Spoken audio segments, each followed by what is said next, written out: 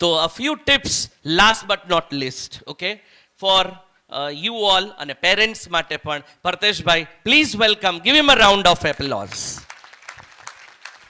Great evening all. Yes, we'll go fast. હું થોડોક fast થઈશ. Dear students and parents, આખા દુનિયામાં લાસ્ટ 50 યર્સમાં જેટલા ચેન્જીસ નથી થયા ને એટલા ચેન્જીસ લાસ્ટ 5 યર્સમાં થઈ ગયા છે માય ડિયર ફ્રેન્ડ્સ.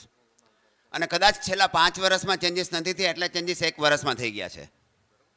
હવે નેક્સ્ટ સેન્ટેન્સથી બોલું છું કે તમે લોકો જ્યારે જવાના છો 5 વર્ષ પછી કદાચ પ્રેક્ટિકલ વર્લ્ડમાં, એટલે હવે પછીના 5 વર્ષ પછી એવા ચેન્જીસ આવશે કે આપણામાંથી, તમારામાંથી, અમારામાંથી, પહેલી રોમાંથી, અહીંયાથી સ્ટેજ ઉપર બેઠા છે એમાંથી સાહેબ કોઈએ એક્સપેક્ટ નથી કર્યા એવા 99% લોકો એક્સપેક્ટ નથી કર્યા એવા ચેન્જીસ નેક્સ્ટ 5 યર્સ પછી આવવાના છે. અને એમાં તમારે લડવાનું છે. એના માટે એક બે નાનકડી વાતો એક સ્ટુડન્ટ માટે વાત કરવી છે અને એક જ પેરેન્ટ્સ માટે વાત કરીશું. બહુ મોટી વાત નથી કરવા માય ડિયર સ્ટુડન્ટ. પાછી વાત મારે રિપીટ કરું છું કે હવે કદાચ દુનિયા છે એ માર્કશીટનો નથી, હવે કદાચ દુનિયા છે એ ગ્રેડની નથી, હવે પછીની દુનિયા છે એ કદાચ ટેલેન્ટની દુનિયા છે, હવે પછીની દુનિયા છે એ કદાચ છે ક્રિએટિવિટીની દુનિયા છે, હવે પછીની દુનિયા છે ઇનોવેશનની દુનિયા છે. બેઝિકલી જે મારી નાનકડી લાઈફ 30+ યર્સના એક્સપિરિયન્સમાં મેં કદાચ બેઝિકલી 3 ટાઈપના સ્ટુડન્ટ્સ જોયા છે. એ ત્રણેય સ્ટુડન્ટની કદાચ આપને વાત કરું છું. Please image number 1. એક થોડાક એવા સ્ટુડન્ટ્સ હોય છે માય ડિયર ફ્રેન્ડ્સ કે જેને એમ હોય કે આપણે જે બધું કરીએ છીએ બરાબર જ કરીએ છીએ. હું ભણું છું, હું તૈયારી કરું છું, મેં જે તૈયારી કરી લીધી છે, હું તૈયારી કરવાનો છું, એટલે હું જે પ્રમાણે હાલું છે પ્રમાણે જ મારે હાલવું છે. દુનિયાના કોઈ લોકો, દુનિયાના કોઈ ટીચર, દુનિયાની કોઈ બુક, દુનિયાના કોઈ જગ્યાએથી હું નહીં સુધરું, હું તો બરાબર જ છું. એ પોતાને પરફેક્ટ માનતા હોય, એ પોતાને એમ વ્યવસ્થિત માને છે. એટલે એના આપણે આના જેવું માની છીએ કે ભાઈ અત્યારે તમારા 30 ડેઝ બાકી છે, એટલે નેક્સ્ટ 30 ડેઝમાં એ લોકો જે પ્રમાણે મહેનત કરતા હતા એ પ્રમાણે મહેનત કરવાનું ચાલુ રાખશે. અને જે પ્રમાણેનું રિઝલ્ટ એનું એક્સપેક્ટેડ હતું, કદાચ માની લે કે એનું રિઝલ્ટ કદાચ 50 હોઈ શકે, 60 હોઈ શકે, 70 હોઈ શકે અને કદાચ કોઈનું 95 હોઈ શકે, એ પ્રમાણે રહેશે. I agree. કારણ કે દે આર સેટિસ્ફાઈડ કે અમે કરીએ છીએ બધું બરાબર કરીએ છીએ. કોઈક સ્ટુડન્ટ આપમાંથી એમાં હશે એવું માનું છું. નેક્સ્ટ સાઈડ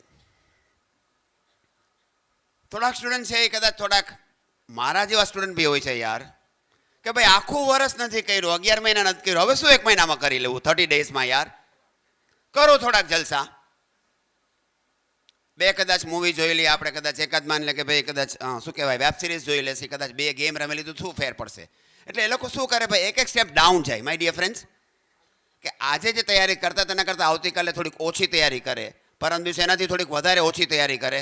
એટલે કદાચ તમે એક સ્ટેપે ડાઉન જાઓ છો. આઈ રિપીટ, ભગવાનને પ્રાર્થના કરું છું આપમાંથી કોઈ અહીંયા નથી, પણ કદાચ તમે એક જ સ્ટેપ ખાલી ડાઉન જાઓ છો દરરોજનું નેક્સ્ટ 30 ડેઝ માટે. 30 ડેઝ માટે તમે એક સ્ટેપ ડાઉન જાશો, આવતીકાલે એક સ્ટેપ ડાઉન જાશો, પરમ દિવસે બીજું એક સ્ટેપ ડાઉન જાશો, તો આવું થશે 30 ડેઝ પછી કે આપનો જે સ્કોર છે માય ડિયર ફ્રેન્ડ્સ, કે કદાચ તમારું અત્યારે લેવલ છે 70 છે, 70%નું, તો કદાચ આપનું લેવલ છે એ 70%ના 75% એટલે 52 થઈ જશે. કદાચ આપનું લેવલ છે 80 છે તો 80ના 75% કરી નાખો એટલે 60 થઈ જશે. જો આપ 1% ડાઉન જાશો 30 દિવસ માટે તો.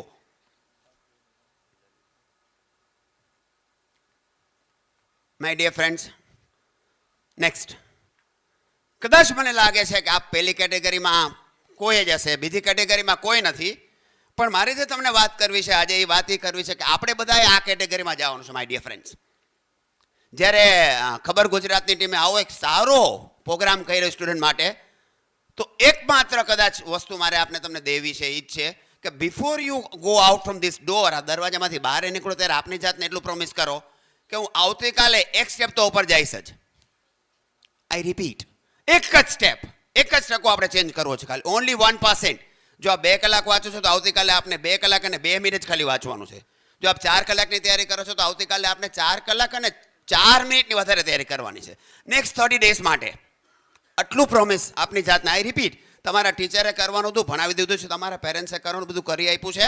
હવે કોઈ દુનિયાની એવી તાકાત નથી કે તમને સુધારી શકે. નાઉ ટેક ધ રિસ્પોન્સિબિલિટી કે ભાઈ આવતીકાલથી હું આ ગેટમાંથી બહાર નીકળીને પહેલાં મારી જાતને પ્રોમિસ કરું છું. મને તમારું પ્રોમિસ નથી જોતું, પેરેન્ટ્સ બી નથી જોતું, આપની જાતને એક નાનકડું પ્રોમિસ કરજો કે આવતીકાલથી મારે 1% સુધરી જવું છે, દરરોજ 1%. એન્ડ બિલીવ માય વર્ડ્સ, જો આપ 1% સુધરી ગયા 30 દિવસ માટે તો આવું થશે.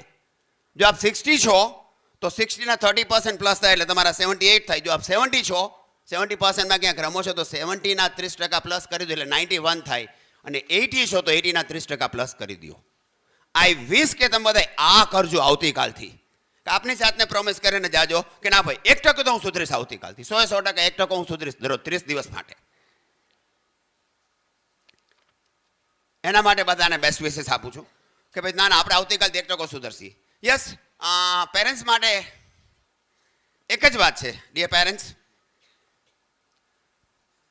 આપણે બધા મહાભારતથી બહુ જ નજીક છીએ.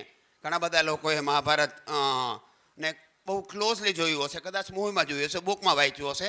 નાનકડી વાત પેરેન્ટ્સને મારે જ કરવી છે કે પેરેન્ટ્સ મહાભારતનો જે બેસ્ટ એક્ઝામ્પલ છે એમાં આપણા કૃષ્ણ ભગવાન અને અર્જુનની વાત કરું છું આપને. કે કૃષ્ણ ભગવાન જ્યારે અર્જુનના સારથી બન્યા હતા એને એકેય શસ્ત્ર નથી ઉપાડ્યું. તમે આખું મહાભારત વાંચી લેજો. આખા મહાભારતમાં કૃષ્ણ ભગવાને એક બી જગ્યાએ શસ્ત્ર ઉપાડ્યું નથી. પણ એ અર્જુનના સાચા સારથી બન્યા હતા. પેરેન્ટ્સ, મારે ખાલી આપને એટલું જ કહેવાનું છે કે આપનો અર્જુન અહીંયા બેઠો જ છે, પછી બેઠો હોય કે બેઠી હોય, તમારે ખાલી એટલું જ કરવાનું છે. આપના જે અર્જુન છે બેઠો છે એનું ખાલી સારથી બનવાનું છે. 30 દિવસ માટે એના એક સારથી બની જાઓ. બી સારથી ઓફ યોર અર્જુન. એ આપનો અર્જુન છે. ડેફિનેટલી આપનું જે પરીક્ષાનું યુદ્ધ હોય કે કદાચ દુનિયાનું પ્રેક્ટિકલ યુદ્ધ જીતી જવાનો છે આપનો અર્જુન છે, બેઠો હોય કે બેઠી હોય, પણ આપનો માત્ર ખાલી એટલું જ કામ કરવાનું છે કે તમારે તમારા અર્જુનનો સારથી બનવાનું છે. એક જ લાઈનમાં કહું છું આપને. લાસ્ટ વસ્તુ પાછી મારી વાત રિપીટ કરું છું. ડિયર સ્ટુડન્ટ્સ, 10th ના એક્ઝામમાં કદાચ સ્ટેટ બોર્ડ છે તો કદાચ અરાઉન્ડ 11 લાખ સ્ટુડન્ટ્સ એપિયર કરે છે. જે એક્ઝેક્ટ કદાચ 1 મહિના પછી 26 ફેબના ચાલુ થાય છે. એમાં 11 લાખ સ્ટુડન્ટ્સ ખાલી ગુજરાતમાંથી. આપ CBSE બોર્ડમાંથી છો તો કદાચ 27 લાખ સ્ટુડન્ટ્સ એપિયર કરે છે. એટલે ફર્સ્ટ સ્ટેપ છે આપની લાઈફનો. અને કદાચ એમાં પ્લીઝ કોઈ એજ્યુકેશનિસ્ટ, કોઈ પેરેન્ટ્સ મારા સ્ટેટમેન્ટને જરા ગલત રીતે ન લેતા. કદાચ એમાં 2 માર્ક ઓછા આવી ગયા તો એનાથી કદાચ બહુ ફેર નથી પડતો. This the very first steps. પણ આ બધા લાઈફમાં માર્કશીટના મોહતાજ ન બનો અને ટેલેન્ટના સરતાજ બનો એવી બધાને શુભેચ્છાઓ સાથે મારી વાત પૂરી કરું. Thank you very much.